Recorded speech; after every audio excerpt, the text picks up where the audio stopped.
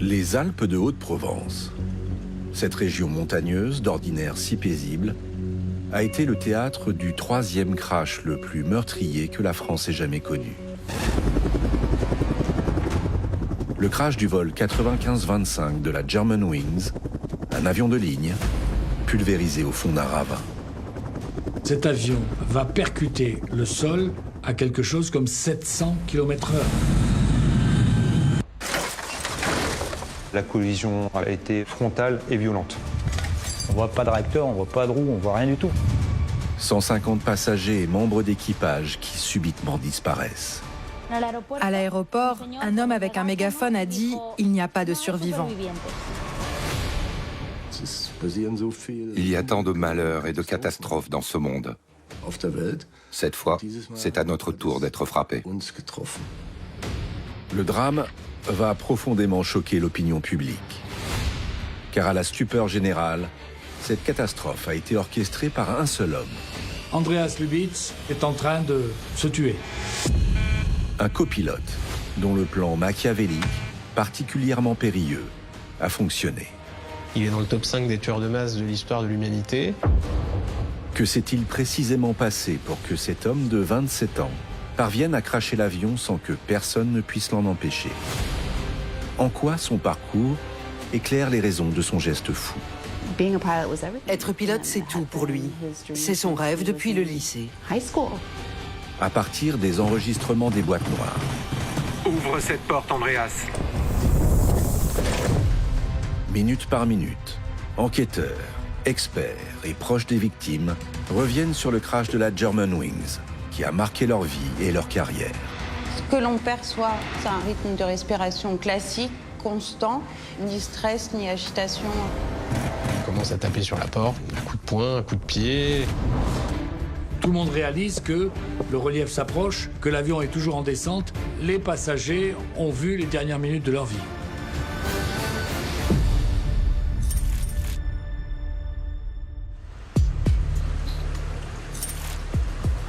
Mardi 24 mars 2015, au cœur des Alpes de Haute-Provence. C'est un matin classique. Je donne du foin, des céréales aux brebis comme tous les matins.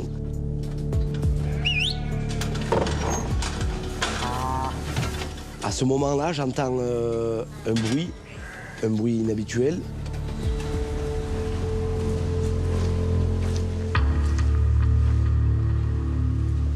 L'avion, je le vois sortir de là et disparaître derrière cette crête.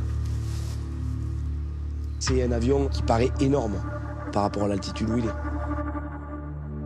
Cet avion est un Airbus A320. Il frôle les sommets enneigés à très haute vitesse, le nez pointé vers le sol. Les avions, on ne les voit jamais passer aussi bas. Il est à moins de 2000 et juste derrière, il y a une chaîne de montagne à 3000 mètres d'altitude. Dans ma tête, je me dis, il n'y a pas d'issue, le crash est assuré, quoi. Ça ne pouvait pas passer. Quelques secondes plus tard, à 6 km de là, c'est au fond de cette vallée que l'appareil a fini sa folle descente. À cet instant, tout le monde pense à un accident ou à un détournement. Le vrai scénario, personne ne l'imagine encore. Celui d'un homme qui, sans armes ni violence, est parvenu à ses fins.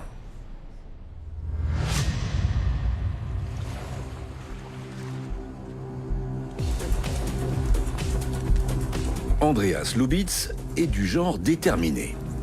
À 27 ans, ce jeune Allemand enchaîne les marathons. C'est pas Ironman, mais quand même, il est en bonne constitution physique. Sportif accompli, Andreas Lubitz court depuis tout jeune après un autre objectif. La chambre d'adolescent de Lubitz est tapissée d'Airbus, de Boeing, de la Lufthansa, de bouquins sur l'aéronautique. Il est rentré dedans très tôt et il n'en est jamais sorti. Il a toujours voulu être pilote. C'est quelque chose qu'il rêvait de faire depuis le lycée. Un rêve devenu réalité. Depuis un an, Andreas Lubitz est copilote au sein de la Germanwings. il a déjà accumulé 540 heures de vol. Un bon salaire, une compagne, tout lui réussit. Du moins en apparence. La réalité est autrement plus sombre.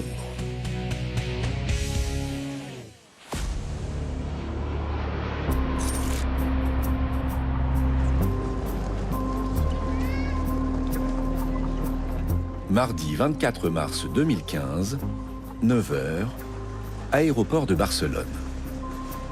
Sur le tarmac, un Airbus A320 s'apprête à débarquer ses passagers en provenance d'Allemagne. 4 fois par jour, l'avion de la Germanwings effectue la navette entre Düsseldorf et Barcelone.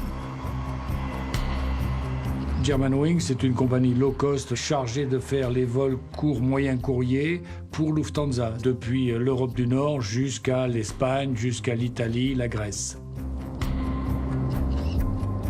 Dans le cockpit ce matin-là, le copilote Andreas Lubitz et à ses côtés, un commandant de bord expérimenté, Patrick Sondheimer, 34 ans, 6700 heures de vol à son actif. Sondheimer, il avait réussi à passer commandant de bord sur long courrier à Lufthansa. Il s'est marié, il a eu des enfants et là, il a demandé à pouvoir revenir plus souvent chez lui. Donc Lufthansa l'a détaché à Germanwings. Il est ce qu'on appelle l'airmanship, c'est le commandant de bord parfait, quoi, celui qui représente la compagnie avec élégance. Ses collègues n'ont jamais un mot contre lui, il est extrêmement poli, correct, bienveillant et extrêmement professionnel. Lors de leur courte escale à Barcelone, les deux hommes ont 1 heure montre en main pour exécuter la checklist habituelle et faire redécoller l'avion direction Düsseldorf. Ils sont un petit peu bousculés par le temps. Le commandant de bord va dire au copilote « Tu vas t'occuper de mettre tout le plan de vol à l'intérieur des instruments de l'avion. Pendant ce temps, moi, je vais aller faire le tour de l'avion du point de vue technique. En même temps, il va contacter la chef de cabine principale pour lui dire « Tu lances l'embarquement ».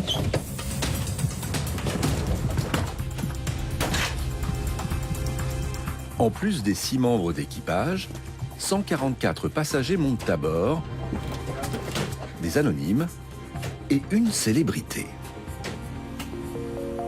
Rangée 19, c'est là que prend place Maria Radner. Cette star allemande de l'opéra vient de donner plusieurs représentations de Wagner à Barcelone. À bord, elle est accompagnée de son mari et de leur fils, âgé d'1 an et demi. La veille, Maria m'a appelé. Je lui ai dit que j'allais venir les chercher, elle, Sacha et Félix, à l'aéroport. Maria a toujours aimé chanter. Elle avait vraiment une très belle voix.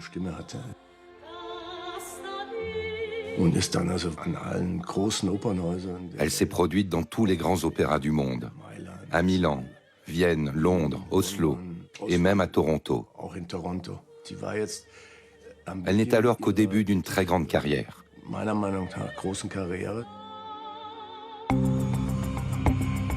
Maria Radner installée, c'est au tour de Marta López Izquierdo de progresser dans l'allée centrale de l'avion. Cette Espagnole travaille dans le domaine de la chimie et vit en banlieue de Barcelone avec sa fille. Quand elle est partie, je prenais ma douche. J'ai entendu la porte se fermer. Je ne lui ai pas parlé ce matin-là.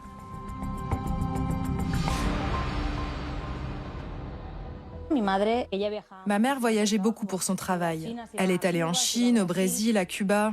Je l'admirais beaucoup pour avoir su concilier sa vie de famille et sa vie professionnelle. C'est ce qui lui a permis de devenir une personne importante dans le monde de la chimie.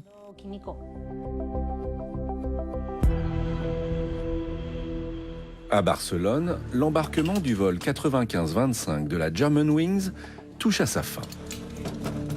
Les 144 passagers et 6 membres d'équipage sont à bord lorsque les portes se referment. L'Airbus A320 entame alors sa phase de recul. L'Airbus A320 est un avion qui a été conçu dans les années 80 par Airbus. C'est un avion monocouloir, c'est-à-dire que vous avez un seul couloir central et des passagers de part et d'autre de ce couloir. Il s'agit d'un avion court moyen courrier. Il y en a environ 11 000 en service aujourd'hui. Airbus aime à dire que toutes les 2 secondes, un A320 décolle ou atterrit quelque part dans le monde. Avec ses 37 mètres de long pour 34 de large, l'Airbus A320 de la Germanwings affiche 70 tonnes sur la balance. Avant de prendre son envol depuis Barcelone, l'avion compte 58 000 heures de vol en l'espace de 24 ans. L'âge de l'avion ne questionne pas. Un Airbus A320 est conçu pour avoir une durée de vie comprise entre 30 et 40 ans. Il venait de subir une inspection de maintenance la veille. Il a été jugé parfaitement apte à voler.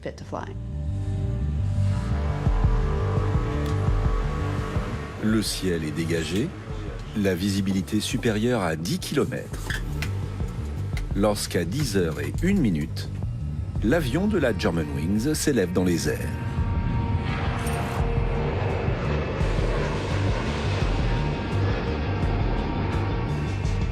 C'est un trajet sans encombre qui s'annonce pour l'équipage et les passagers.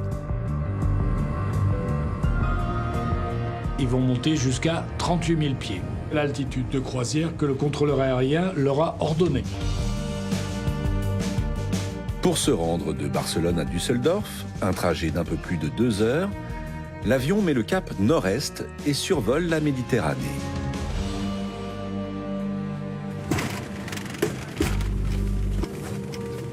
En cabine, le service à bord est lancé. Au même moment, dans le cockpit, le commandant de bord et son copilote prennent eux aussi le temps de se restaurer. L'atmosphère du cockpit est typique d'un vol de cette durée, plutôt convivial. Enquêtrice au BEA, le bureau d'enquête et d'analyse, Fanny Rome a étudié l'enregistrement de la boîte noire qui retranscrit les échanges dans le cockpit. Il y a une brève conversation avec une hôtesse et ensuite une conversation entre les 2 pilotes sur la gestion du vol. L'ambiance est vraiment normale, détendue même, beaucoup de plaisanteries. Il n'y a absolument rien au départ qui laisse à penser qu'il y a un problème quelconque. Tout est normal. Une normalité de façade. En réalité, le copilote Andreas Lubitz ne compte pas mener les 149 passagers jusqu'à destination. Il a un plan.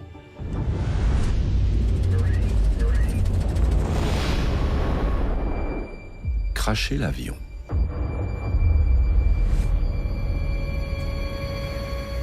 Derrière son sourire enjôleur, le jeune copilote dissimule une profonde détresse.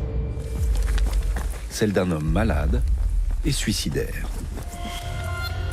Le copilote souffre d'un trouble psychiatrique qui peut être vu comme un épisode dépressif psychotique.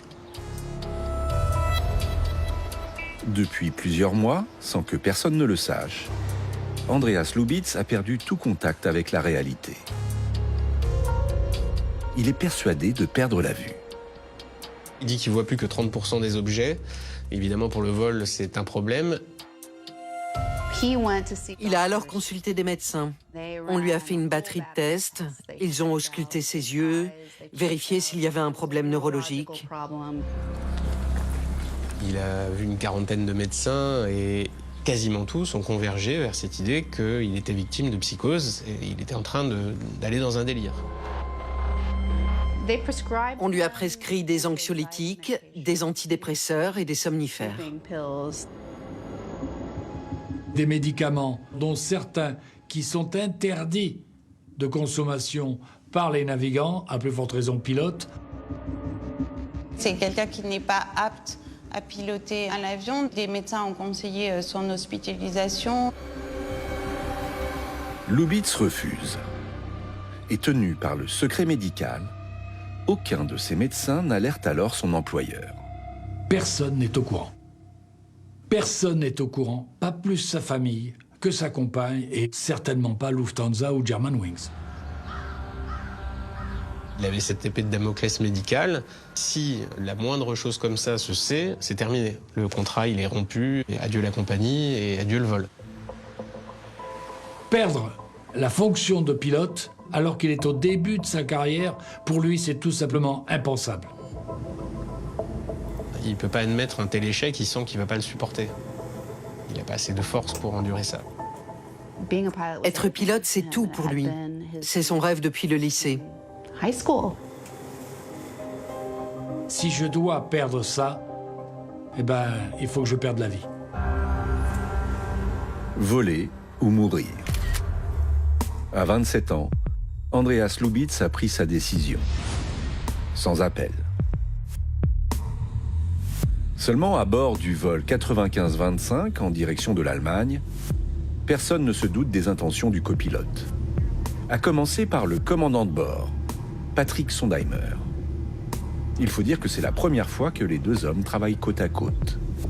Le fait de changer d'équipage en permanence, c'est la règle dans toutes les compagnies mondiales. Quand on travaille toujours avec la même personne, on va avoir des habitudes qui vont se créer et on va moins contrôler ce que fait l'autre personne. Lorsque quelqu'un fait une action dans le poste, l'autre vérifie qu'il a fait ce qu'il fallait au moment où il fallait le faire. C'est la règle de base de l'équipage. L'appareil vole à 830 km/h lorsqu'il atteint les côtes françaises. Il est 10h30. Le contrôle aérien de Marseille donne alors à l'équipage instruction de faire route vers le point Irmar. Le point Irmar, c'est un point de navigation identifié grâce à des balises et ça permet aux contrôleurs d'organiser les trajectoires des différents avions. Que ce soit le pilote, que ce soit le contrôleur aérien, tout le monde sait exactement, au mètre près, quelle est la route que l'on va suivre. À bord, le commandant obtempère. Direct Irmar, merci. Germanwings 18 Golf. Ce sera la première et la dernière communication avec le contrôle aérien de Marseille.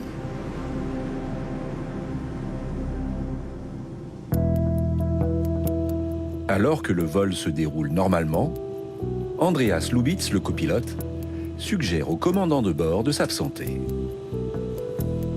Du kannst jetzt gehen, ça veut dire tu peux y aller. Vas-y, c'est bon. Comme l'escale a été très courte à Barcelone, le commandant de bord n'a pas eu le temps d'aller aux toilettes. À 3 reprises, Lubitz l'invite à quitter le cockpit. Ce qu'il veut, c'est que le commandant de bord sorte, être seul dans le poste. Le commandant demande alors à Lubitz de le remplacer aux manettes. Tu peux prendre le relais? Espérons, on verra. Espérons, on verra. Quand on connaît la suite de l'histoire, ça interroge, c'est troublant. À 10h30 et 24 secondes, le commandant se lève et referme la porte derrière lui.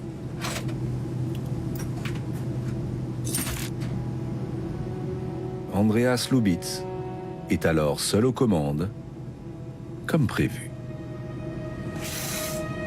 Ce jour-là, il y avait un seul problème technique sur cet avion, c'était les toilettes. Les toilettes à l'avant ne fonctionnent pas. Donc, le commandant de bord va partir jusqu'au bout de l'avion pour aller dans les toilettes arrière. Un trajet d'une trentaine de mètres et des secondes supplémentaires passées en dehors du cockpit, qui auront des conséquences lourdes sur la suite des événements.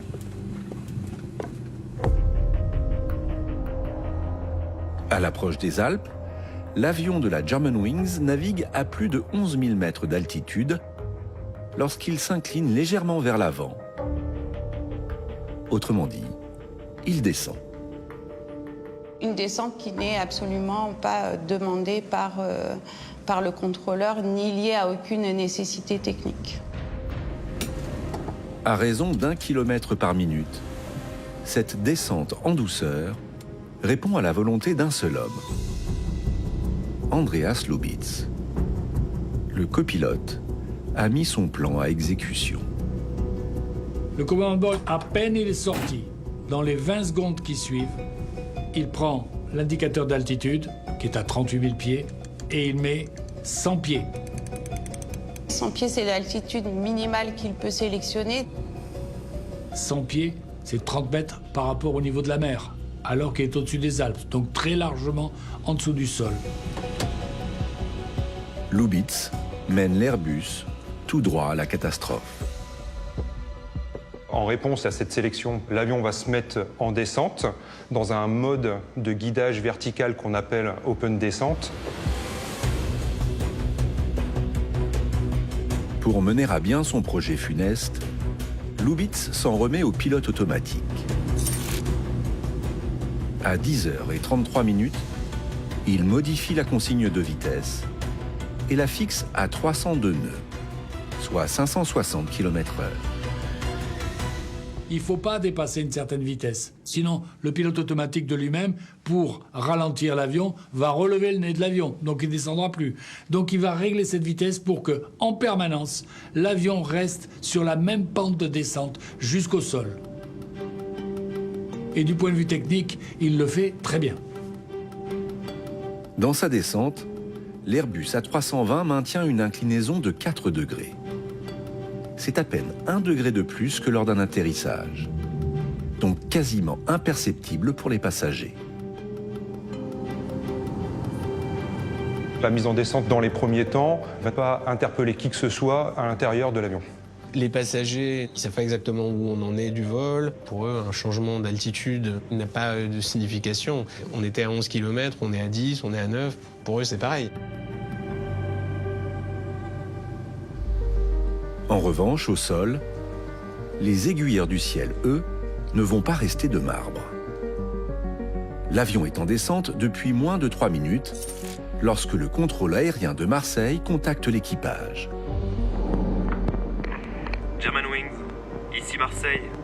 À quelle altitude de croisière avez-vous été autorisé? Il est tout à fait légitime de leur part de questionner l'équipage pour savoir pour quelles raisons ils ont mis en descente l'avion. Et absolument aucune réponse. Et il le relance. Germanwings, ici Marseille. À quelle altitude de croisière avez-vous été autorisé? Pas de contact, pas de signe d'alerte, rien. Et cet avion qui continue à descendre en permanence. L'avion a déjà perdu plus de 2000 mètres d'altitude et vole maintenant à 9 km au-dessus du sol. Le contrôleur aérien va se questionner pourquoi l'équipage ne répond plus.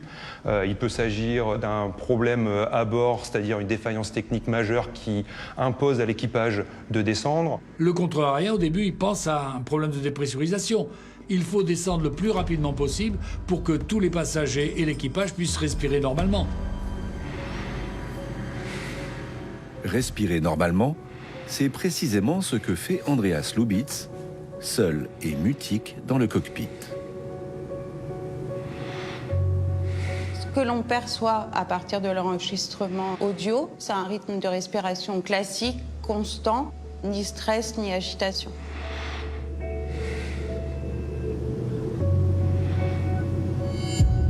En cabine, il en est un en revanche qui va connaître une accélération soudaine de sa respiration.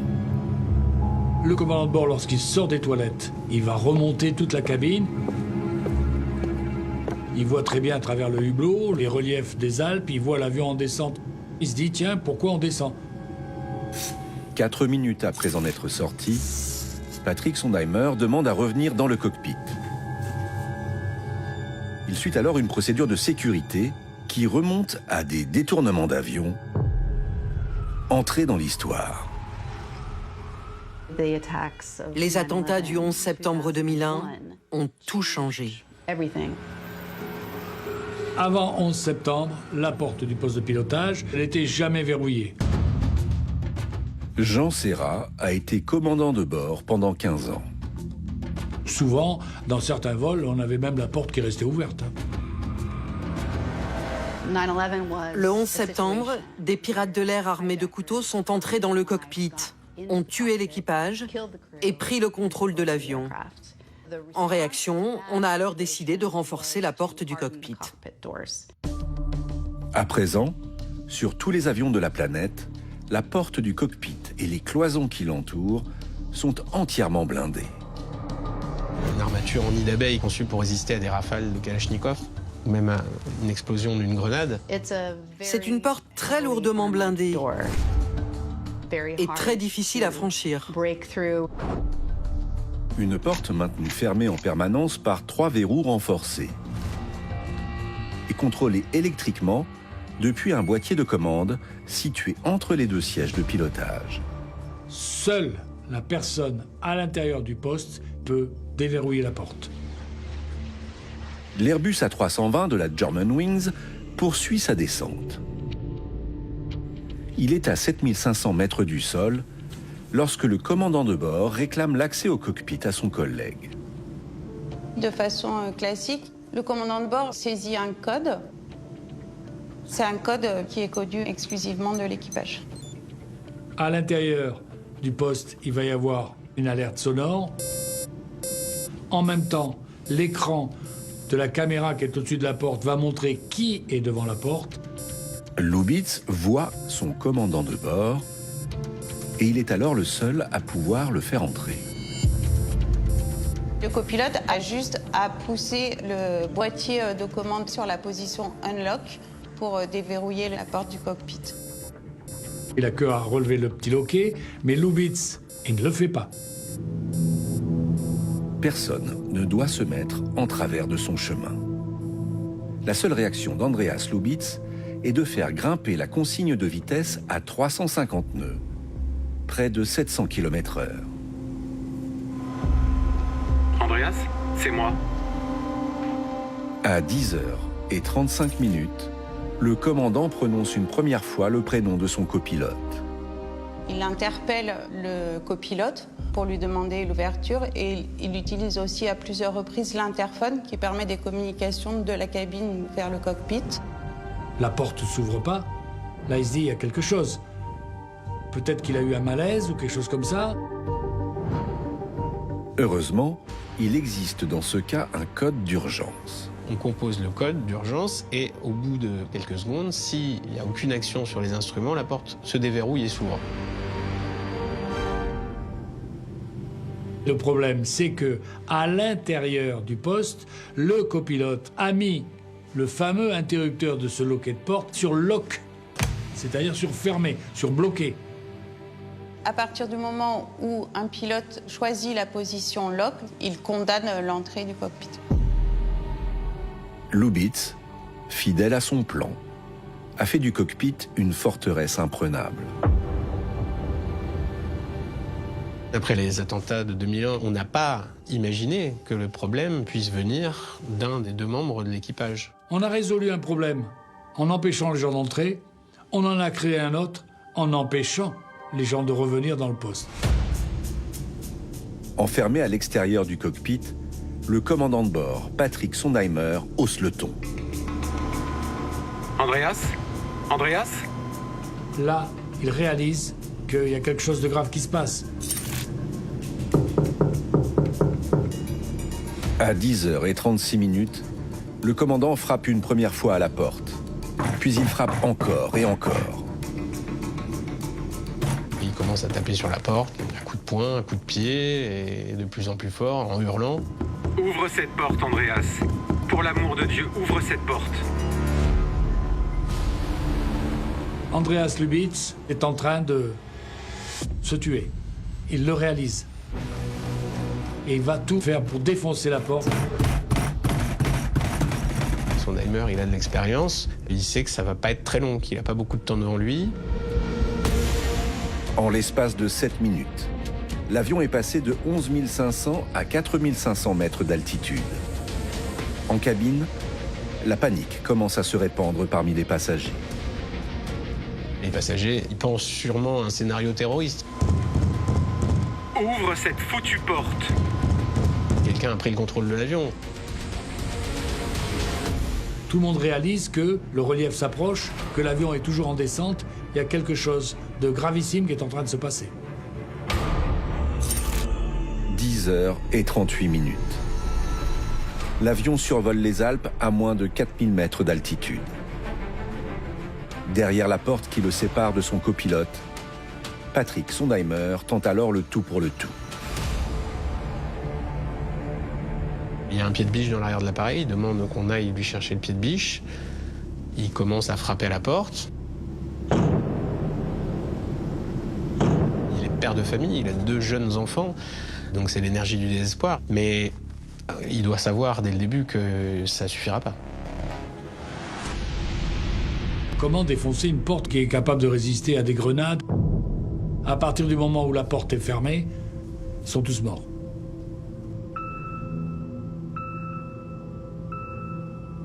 Au sol, cela fait près de 10 minutes que le vol Germanwings 95-25 ne répond plus.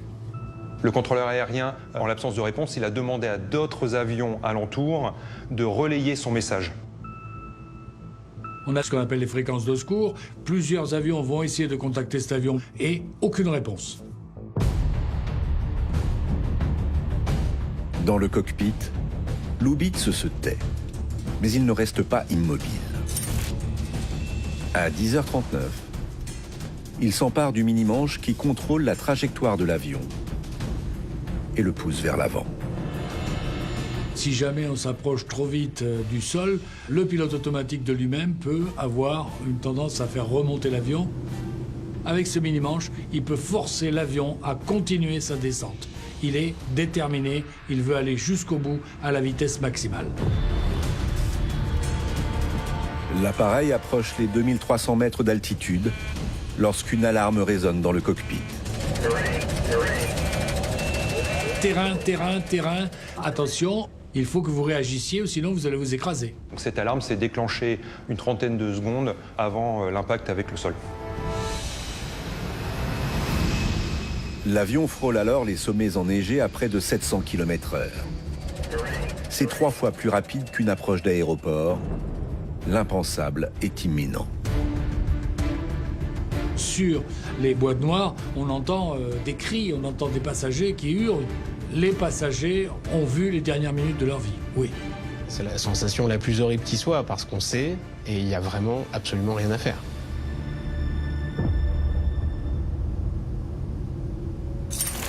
À 10h40 et 47 secondes, le vol 95-25 disparaît des écrans radars.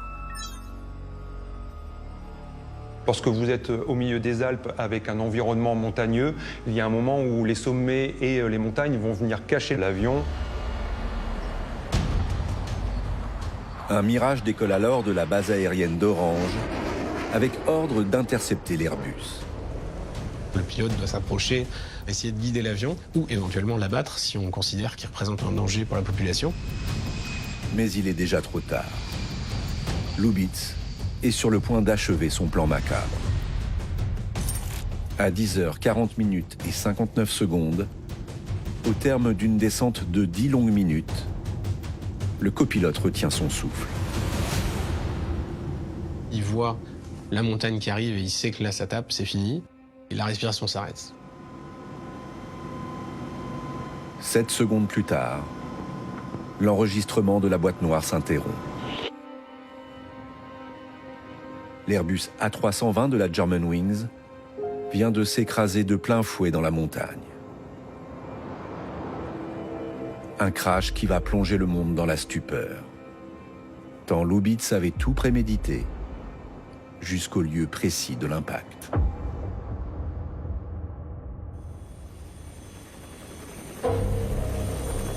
Dans les Alpes, c'est alors une course contre la montre qui s'engage pour localiser l'avion. Autant on intervient sur des planeurs, des parapentes, mais là tout à coup on nous annonce un avion de ligne. On part sur quelque chose qui est complètement inhabituel pour nous. Fabrice Rouve embarque dans l'hélicoptère qui va survoler en premier le site du crash, à 1500 mètres d'altitude. On regarde un peu partout si on voit quelque chose, forcément. Et au bout d'un moment, sur la gauche, on voit une petite colonne de fumée. Et en descendant, on se parle, on se dit, il n'y a pas d'avion là en fait. Qu'est-ce que c'est qui fume?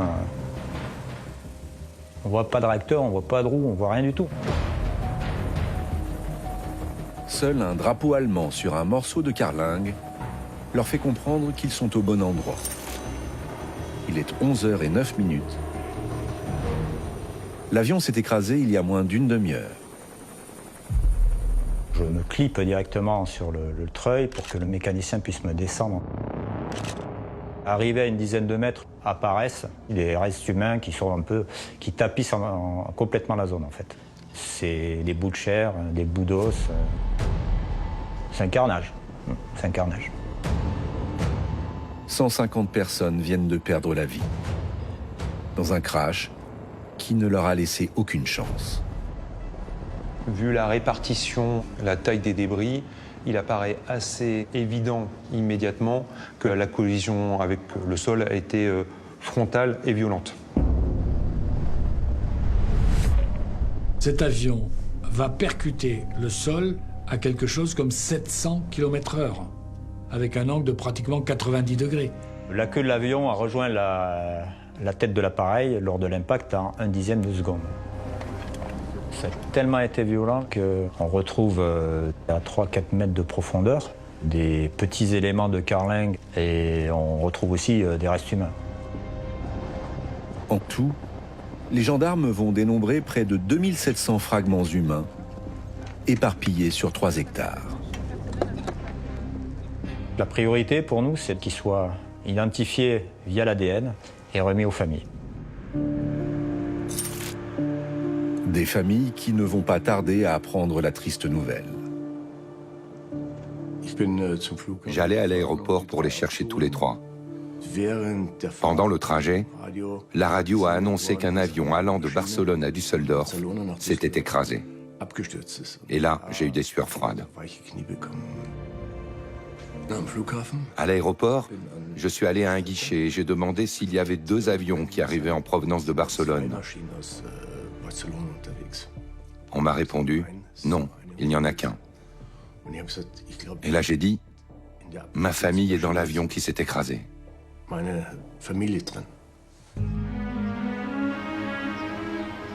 À l'annonce du crash, Christina, elle aussi, s'est immédiatement rendue à l'aéroport, celui de Barcelone, d'où a décollé l'avion. Je me dis que peut-être j'ai de la chance, que ma mère est seulement blessée, rien de plus. Mais à l'aéroport, un homme avec un mégaphone a dit « Il n'y a pas de survivants ». C'est là que j'ai réalisé qu'il n'y avait plus d'espoir.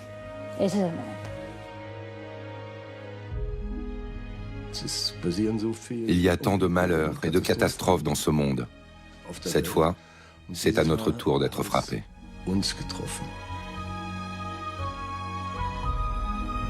Parmi les familles endeuillées, la même question revient sur toutes les lèvres. Que s'est-il exactement passé à bord du vol 95-25 de la Germanwings? On est quelques semaines après Charlie Hebdo. La France et même l'Europe étaient en alerte maximale face au terrorisme. Tout le monde a en tête la possibilité d'un détournement. Ils se sont écrasés dans la montagne, mais est-ce qu'ils visaient au départ une cible plus spectaculaire comme la Tour Eiffel? C'était une possibilité. Coup de chance pour les enquêteurs, quelques minutes après la découverte de l'épave, un débris de première importance est retrouvé. J'envoie mon collègue faire une reconnaissance du site du crash. Très rapidement, il m'appelle pour me dire « Je pense que j'ai trouvé une boîte noire ». Cette boîte noire, c'est l'enregistreur qui restitue l'atmosphère dans le cockpit. Même si l'avion était complètement détruit, l'enregistreur de vol était relativement peu endommagé. Composées de 3 couches de matériaux en acier, les boîtes noires peuvent supporter des chocs équivalents à 3400 G, là où le corps humain ne résiste qu'à 20 G maximum. En quelques heures, les données ont été déchargées au BEA. Et leur analyse va révéler un scénario aussi inattendu que glaçant.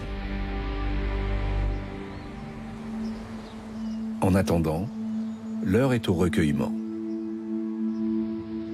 Au lendemain du drame, les chefs d'État français, allemands et espagnols se retrouvent à proximité du lieu d'impact de l'avion. Recevoir 3 chefs d'État le même jour, ce n'est pas rien. Moi, j'étais parti, pour la petite histoire, en jean avec mes souliers de montagne. J'appelle mon épouse qui me ramène l'écharpe, le costume, de quoi m'habiller. Bernard Bartolini est alors maire du village de Prats.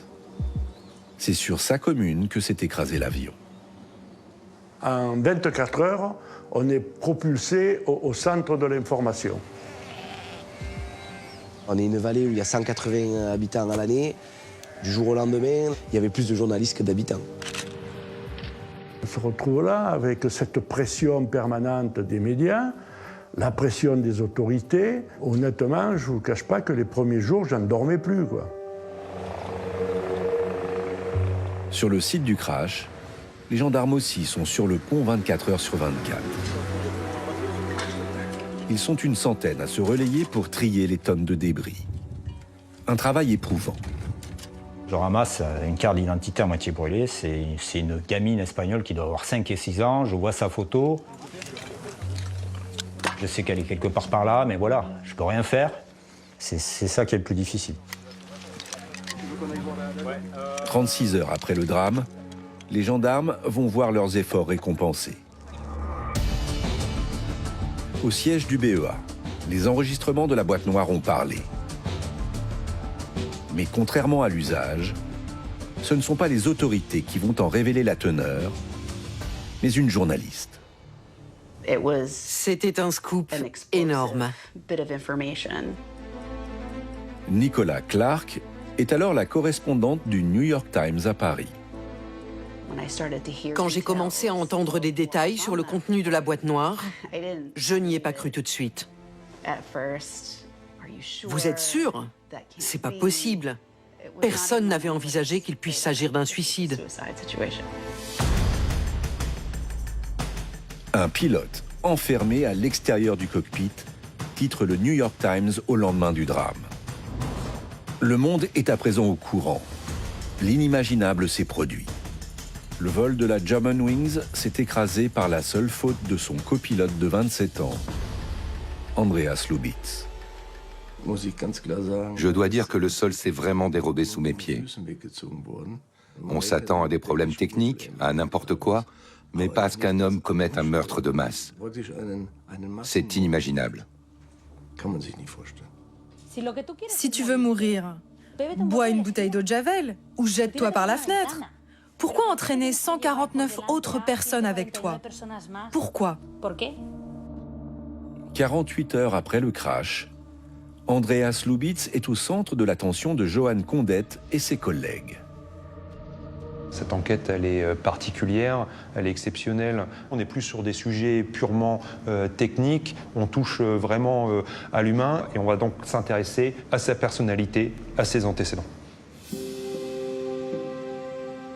Andreas Lubitz est originaire de Montabaur, une petite ville à l'ouest de l'Allemagne. C'est ici qu'a grandi sa passion pour le ciel et les avions. Dès qu'il pourra, il va faire du planeur, il va découvrir ça, il va être émerveillé. De dos, aux manettes de ce planeur, Andreas Lubitz a alors 17 ans. Dans son planeur, il était maître du monde parce qu'il contrôle, parce qu'il est au-dessus, parce qu'il est intouchable. Il ne pouvait pas envisager une redescente, il ne pouvait pas envisager de quitter ce monde-là. Pour rester aux manettes le plus longtemps possible, Lubitz n'a eu de cesse de dissimuler sa maladie. 2 jours après le crash, la police perquisitionne son appartement de Düsseldorf. La première chose que les policiers trouvent dans l'appartement, c'est les montagnes de médicaments. Les enquêteurs sont tous abasourdis parce qu'il y en a des quantités invraisemblables. Des médicaments prescrits par 40 médecins différents qui sont tous arrivés à la même conclusion. Pour eux, ils n'étaient plus aptes à travailler. Dans cet appartement, ils vont trouver des arrêts maladie qui avaient été déchirés, froissés, foutus à la poubelle. S'il avait suivi les recommandations des médecins, il n'aurait pas dû être aux commandes le jour du crash.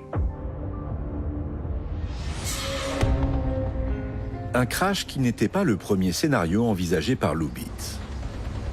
Une semaine avant le drame, le jeune Allemand entend en finir, seul. Dans son appartement, la police a récupéré sa tablette. Ils ont alors découvert qu'il avait fait des recherches sur différentes façons de se suicider. Boire de l'essence, se jeter sous un train, se tirer une balle. Il s'est renseigné sur des formes de suicide conventionnels. Seulement, 2 jours avant le crash, Lubitz revoit ses plans. Il n'est alors plus question d'en finir seul.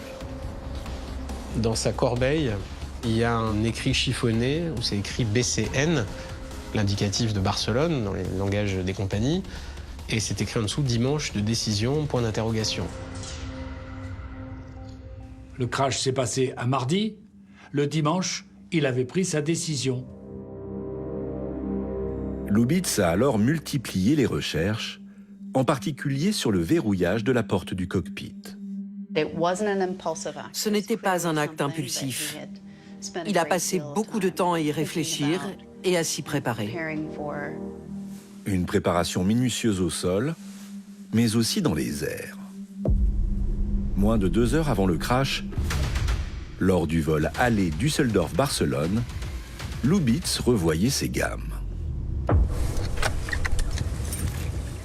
C'est ce que révèle la seconde boîte noire, découverte 9 jours après le crash. La deuxième boîte noire, elle était recouverte de plein de pièces métalliques. C'est pour ça qu'en fait, qu'on n'arrivait pas à la trouver, quoi. Cette boîte noire est appelée l'enregistreur de paramètres. Quelle est la pente de descente? Quelle est la vitesse des moteurs? Quelle est la vitesse de l'avion? Tout ça, c'est enregistré. L'enregistreur de paramètres enregistre à minima les 25 dernières heures de vol, et donc les paramètres du vol, mais également des vols précédents, et notamment du vol aller. Parti de Düsseldorf, l'Airbus A320 de la Germanwings est en passe d'amorcer sa descente vers Barcelone lorsqu'à 8h19, le commandant de bord sort du poste de pilotage. Vous avez alors le copilote qui est seul à l'intérieur. Le commandant de bord, il est parti aux toilettes. On fait un vol Düsseldorf-Barcelone, il a besoin d'aller aux toilettes. Il est en escale, il a besoin d'aller aux toilettes. Il remonte dans l'avion pour le vol retour, il a encore besoin d'aller aux toilettes. Les enquêteurs se sont vraiment demandé, étant donné que Lubitz avait fait des recherches sur les diurétiques sur son navigateur internet, si il avait pu, à un moment, mettre dans son verre un diurétique. Un diurétique pour lui donner envie d'aller aux toilettes.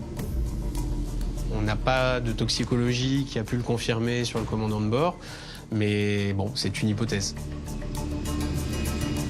Ce qui est sûr, c'est que lors du vol aller, en l'absence du commandant de bord dans le cockpit, Andreas Lubitz a répété son scénario.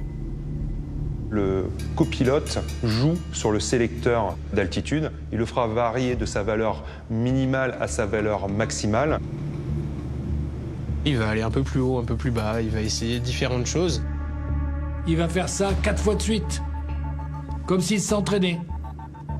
Un entraînement que Lubitz interrompt brusquement au retour de Patrick Sondheimer dans le cockpit. Ce qui s'est passé sur le vol aller, ça peut être vu comme une répétition de ce qui s'est passé sur le vol de l'accident. Un vol retour qui reliait Barcelone à Düsseldorf, mais en suivant un autre itinéraire qu'à l'aller. Cette fois, l'avion de la Germanwings allait survoler les Alpes. Il voulait que ce soit à cet endroit-là. La vraie rencontre de Lubitz avec le ciel, c'est les Alpes. C'est là qu'il a ses premiers vols en planeur avec le club de Sisteron et qu'il est émerveillé par ça, par ces paysages. C'est là que tout s'est noué et c'est là que tout s'est terminé aussi. Un suicide méthodiquement préparé.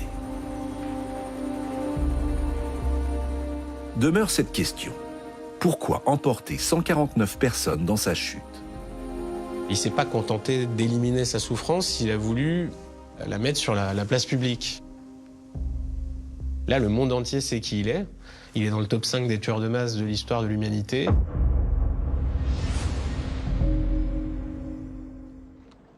Un an après le drame, au terme de son enquête, le BEA a préconisé une règle simple pour tenter de prévenir ce type de scénario catastrophe. Dès qu'un pilote doit s'absenter du cockpit, un autre membre d'équipage doit venir dans le poste de pilotage. On est obligé d'être à 2 dans le poste en permanence. À cette règle s'ajoute un suivi plus rigoureux de la santé mentale des pilotes. Mais pour les familles de victimes, il faut aller plus loin et lever le secret médical des membres d'équipage. Le problème, c'est que la protection des données personnelles passe avant la sécurité. Le secret médical passe avant la sécurité.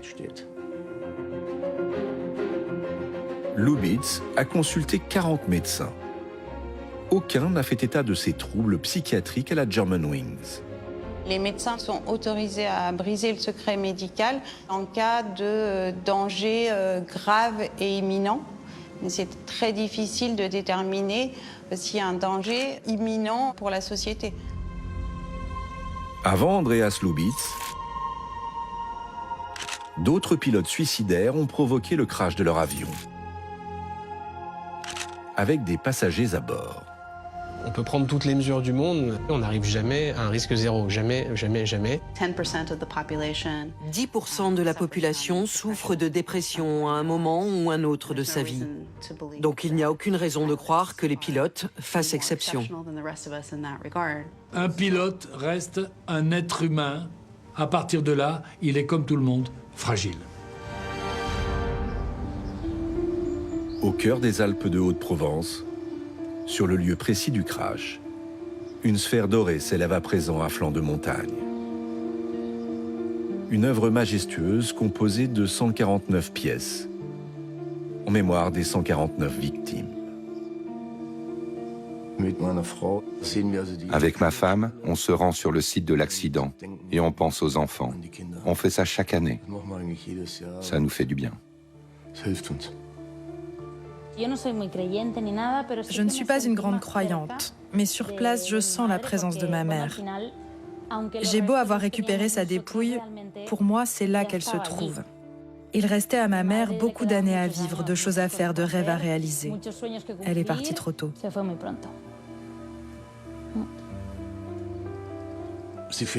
Ils nous manquent. Ils nous manquent. On ne pourra jamais les remplacer.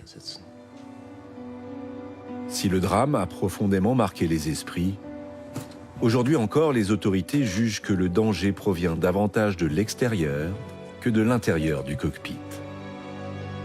Le poste de pilotage demeure une forteresse imprenable.